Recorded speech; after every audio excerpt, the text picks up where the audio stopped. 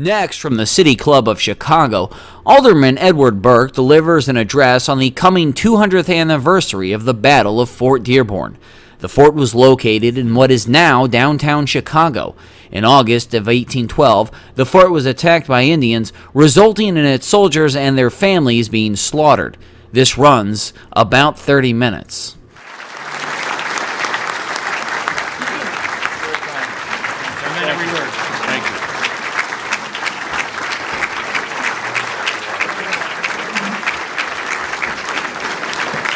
Thank you, Pat.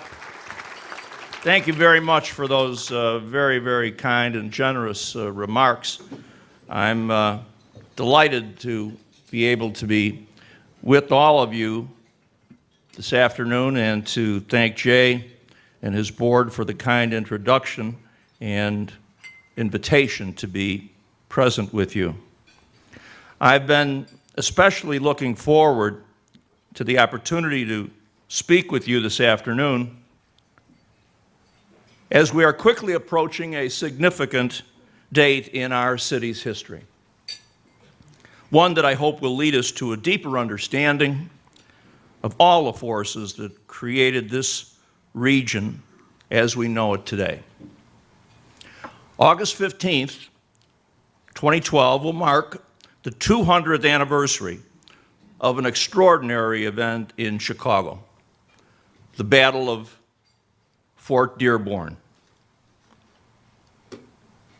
The last of the 4 red stars on Chicago's municipal flag was added on December 21st, 1939, to commemorate Fort Dearborn. This demonstrates the importance the event occupies, not only for earlier Chicagoans, but for everyone in our city for years and years to come. It ensures that the memory of what happened will not fade and that Fort Dearborn will remain an important part of the history of this great metropolis. Chicago has transformed beyond all expectations in those past 2 centuries. Yet the frontier vitality which originated in the hearts and the minds of those who decided to build in the remote wilderness near the shores of Lake Michigan has endured. There is no doubt that it has been instrumental in propelling our city from a small military outpost to the capital of the American heartland. More important than commemorating the event itself, however, is the opportunity afforded us to make an attempt to appreciate and understand the lives of those who explored and inhabited the region in a time long before logs were hewn or canals were dug. There is rarely a single distinct version of the past upon which everyone can agree, and that is both a challenge and an appeal to remembering an event like this. Good history is about synthesizing all of the smaller accounts and events and understanding how they come together in the larger view of what the world was like at that time. Our goal for August 15th is not simply to remember, but it is to educate the people of Chicago about the lives and cultures of the people who have helped to create this great city. The establishment of Fort Dearborn was by no means the beginning of the United States' official interest in this trading crossroads of the northwestern frontier. Chicago's history extends far earlier, sharing its past with the once small tribe of the Potawatomi. This historic tribe occupied extensive territory along the eastern and western borders of Lake Michigan, including much of what would become northeastern Illinois. After the Revolutionary War, Americans began to expand westward in larger numbers, leading to conflicts with the native tribes as they were slowly and painfully pushed from their traditional villages and hunting grounds. Though the United States had gained control of the Northwest Territories from the British in the Treaty of Paris in 1783, the situation on the ground was not quite so simple. Great Britain continued to pursue its interests in the continent, refusing to cede control of her forts and dominating the fur trade with Indian tribes. The British sought to keep the natives unified against the United States and encouraged them to resist the constantly growing American demand for territory. After years of struggle involving deadly raids, battles, and thousands of deaths, culminating in the Battle of Fallen Timbers in 1794, native tribes ceded extensive territory to the United States in the Treaty of Greenville in 1795. The treaty opened up the Northwest Territory to American immigration, trade, and commerce, while also granting to the United States 16 strategic tracts of land, which included one piece of land, 6 miles square, at the mouth of the Chicago River, emptying into the southwest end of Lake Michigan, the future site of downtown Chicago. This tract of land continued to be important in Chicago's growth throughout the years. And when the Illinois and Michigan Canal was completed in 1848, the debt was to be paid off through tolls and land sales. Much of the 6 square miles was sold by the federal government and made it possible for the canal to pay off its debt. After the Treaty of Greenville and the Louisiana Purchase, 8 years later, in 1803, the strategic value of this land was clear. The critical link by portage that connected the Great Lakes and Chicago River to the Des Plaines River and thence the Mississippi was becoming more important than ever. The flood of settlers arriving in the region demanded protection, and new outposts had to be constructed to keep pace with the nation's rapidly expanding borders. Secretary of War Henry Dearborn ordered Captain John Whistler and 6 men to survey the area and construct a stockade to guard this important portage route. You may know that this Captain Whistler was an Irish immigrant whose grandson was James Abbott McNeill Whistler, the famous American painter, widely known for his work, Whistler's Mother. The Whistler family artistic skill can even be appreciated in Captain Whistler's drawings of the fort's design. The location of the fort is today the intersection of Michigan Avenue and Wacker Drive. Fort Dearborn became the extreme western outpost of the United States, providing local Potawatomi Indians with ready access to a U.S. trading post. At the same time, protection for waves of future settlers was a national goal. American claims for control over the region were a national priority. The fort that rose up was an impressive structure of military ingenuity. The outpost was complete with 3 cannons, scores of muskets, and at times as many as 96 soldiers.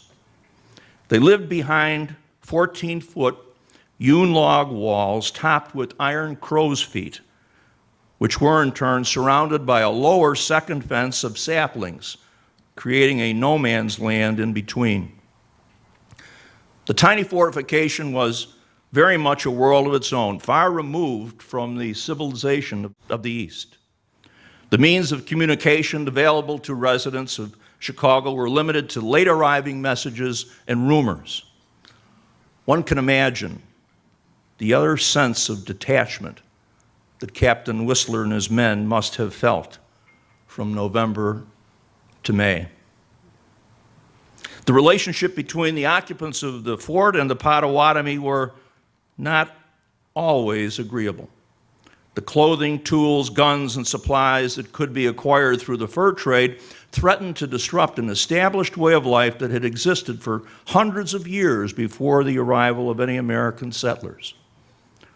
While some natives appreciated the convenience provided by American goods, many urged a return to a more traditional way of life. As the United States continued to expand and Indian tribes felt cheated by treaties and extensive cessions, tensions grew. Ultimately, Americans and the natives were in competition for the very same land. The fort became, in their eyes, an ugly symbol of American dominance and insatiable appetite for territory. Animosity between the United States and Great Britain finally led to conflict. On June 18, 1812, exactly 200 years ago today, President James Madison signed a declaration of war marking the beginning of the War of 1812. As the nations went to war, Native American people who were continuously displaced by encroaching settlers viewed this as an opportunity to maintain their vanishing way of life. Fort Mackinac in Michigan was captured by the British on July 17th in the first land engagement of the war. When news of the defeat reached General William Hull in Detroit on July 29th, he determined that Fort Dearborn was indefensible, and thus he ordered evacuation with surplus supplies to be given to the Indians. He ordered Captain Nathan Held, the commander of the fort, to march his command to the safety of Fort Wayne. The evacuation order arrived at Fort Dearborn on August 9th, carried by Winnemac, a Potawatomi leader who had maintained good relations with the American military. Warning the fort commander of the increasingly hostile perception of the Americans among neighboring Potawatomi, he advised Captain Held that he should leave immediately to avoid a possible confrontation. Staging a full evacuation of the fort with no preparation was, of course, out of the question, and Captain Held made plans to leave for Fort Wayne in the ensuing days. On August 14th, when all was ready for the departure, Black Partridge, a powerful Potawatomi village leader and longtime United States ally, gave Captain Held yet another warning against abandoning the safety of the fort. He surrendered a friendship medal given to him at the Treaty of Fort Wayne and warned the commander to remain inside the fort. As news of the retreat had spread, hundreds of warriors, women, and children had camped out near the fort in the hopes of receiving a promised share of the stockpiled American goods. At 9 a.m. on the morning of the 15th, 54 soldiers, 12 militiamen, and 27 settlers began the slow march to Fort Wayne through the temporary Indian camps that now surrounded the fort, with the legendary former Army Captain William Wells and 30 Miami Indians serving as an advance guard. Realizing the violence that was about to come, the Miami Indians quickly abandoned the Americans. 2 miles south of the fort, at what today would be 18th and Prairie Avenue, the ambush began. The party from Fort Dearborn was surrounded. The battle lasted only 15 minutes before Captain Held was forced to surrender after being overwhelmed by a superior force estimated at some 500 warriors. After the initial volley of shots, much of the combat was hand-to-hand, using bayonets, tomahawks, and musket butts. 35 soldiers, all 12 members of the militia, 14 settlers, and 15 Potawatomi were killed in what became the first tragedy in Chicago's history. Among the soldiers who died during the battle was Ensign George Ronan, who was the first ever West Point graduate to be killed in the line of duty. Ronan was described by his peers as a man of more than usual spirit and breadth of vision, and this was proven to be true by his conduct in battle. Survivors told of how Ronan died a hero. Despite mortal wounds, he fought on to protect the women and children inside the baggage wagons. Overwhelmed and with no time to reload his weapon, he swung his musket at the attacking warriors before being shot 3 times. As he made a final attempt to rise to continue his fight, a warrior tomahawked him twice. Chicago honored Ensign Ronan's sacrifice by naming a park in his memory.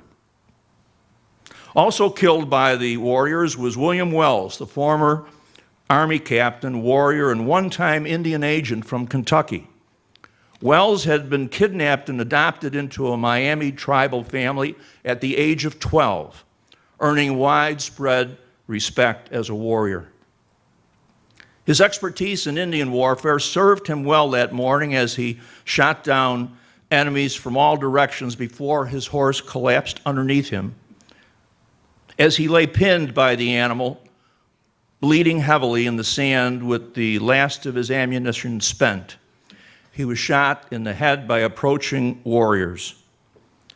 After taking Captain Wells' scalp as a trophy, the warriors cut open his chest in the shape of a cross and pulled out his heart.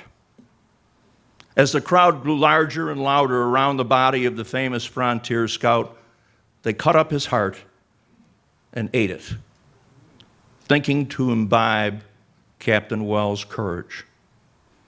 He was a hero who gave his life voluntarily in order to save friends and family. Wells Street today commemorates his actions. As the fighting drew the soldiers away from the wagons, it was left to the 12-man militia to defend the baggage carts filled with their wives and children. Every one of the 12 was slain, each using his musket as a club in the final act of desperation against hundreds of masked warriors. With no defender left to protect the women and the children, a single Potawatomi climbed into a wagon filled with the children and bludgeoned 11 to death with his tomahawk. It was said that Mrs. Corbin, the wife of a private soldier, had vowed never to be taken prisoner. Consequently, she fought until she was cut to pieces. Of the 14 civilians slain in the battle, one was Cicely, Rebecca Held's African-American servant who had arrived at the fort in 1811, accompanying the captain's wife. She and her infant son were riding in the wagons with the civilians when the natives burst past Ensign Ronan and the militia guard, killing both. Cicely's death offers one of the few instances in which there are authentic records of persons held in slavery here in Chicago. Outnumbered almost 10 to 1, the group had a choice to fight to the death or surrender and hope for mercy. After receiving promises that the captives would be spared, a badly wounded Captain Held agreed to the surrender. The agreement was quickly ignored. The victorious warriors brought their captives back to the abandoned fort past the horrific scene of slain women, men, and children. That night at the fort, they tortured to death at least 5 of the badly wounded soldiers, possibly burning them at the stake. The next morning, the remaining captives were divided up as the natives prepared to return to their villages, and Fort Dearborn was burned to the ground. Later the next day, Billy Caldwell, the half-Irish Potawatomi, who also went by the name of Sauganash, arrived at the scene.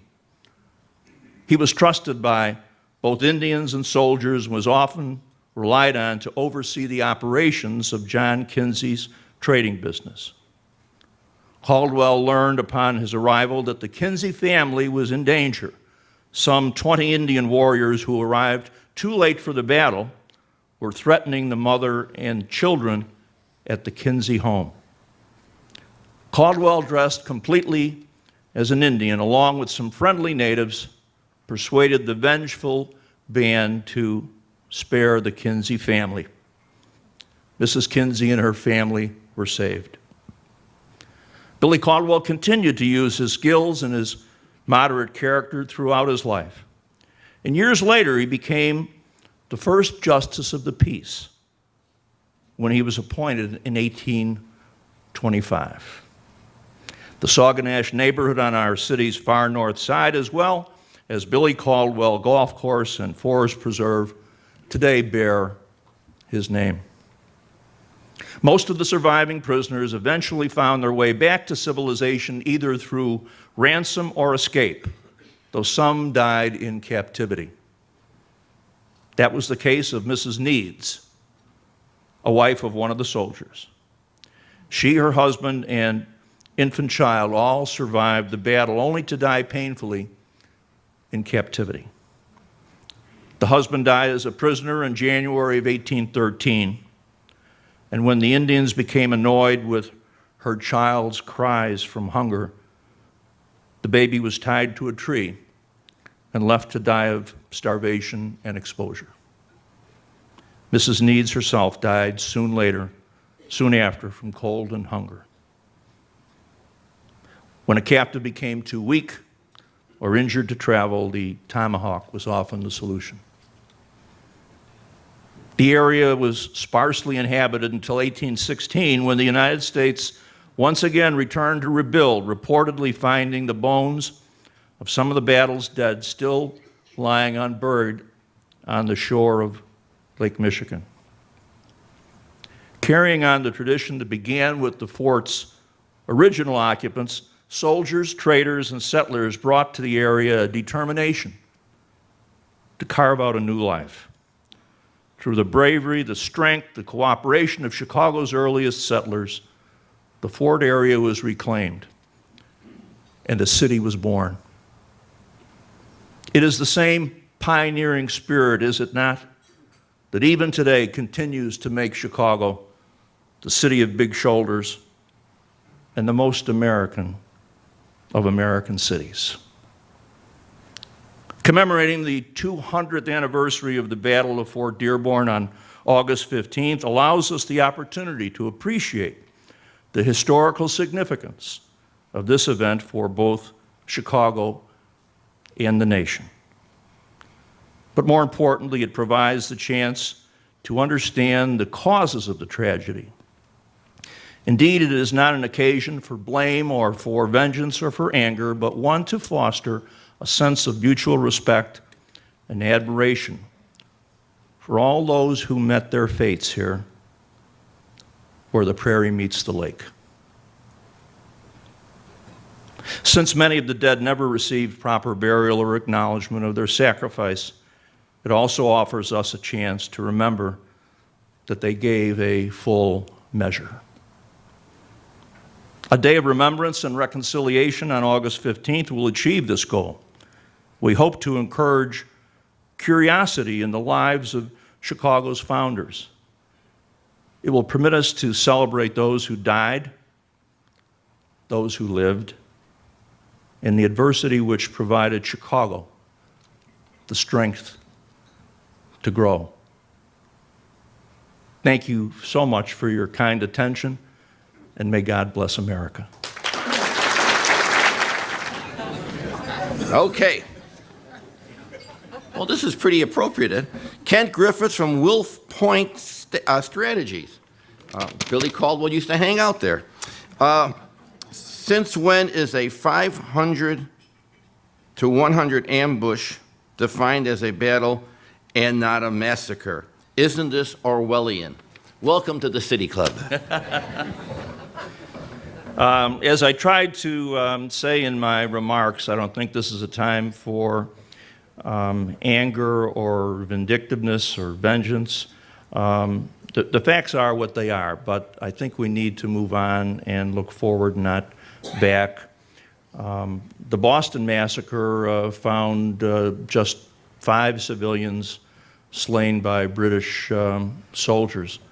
But I, for one, am encouraged that the use of words can inflame people, and if abandoning the word massacre can make us more open and agreeable to reconciliation, I think that serves a good purpose. And to that point, we have the British Consul General here, sitting in the back of the room. There you go, Robert. I believe that door does open. Okay.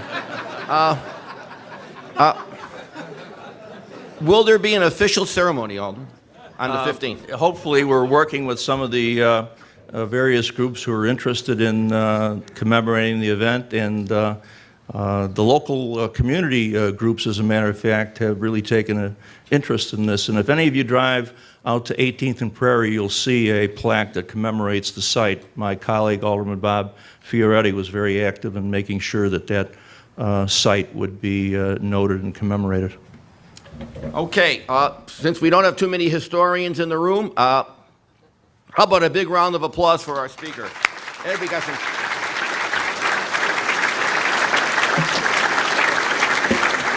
Alderman. You're watching the Illinois Channel, an independent nonprofit corporation formed to provide gavel-to-gavel coverage of Illinois state government and other public affairs events taking place across Illinois.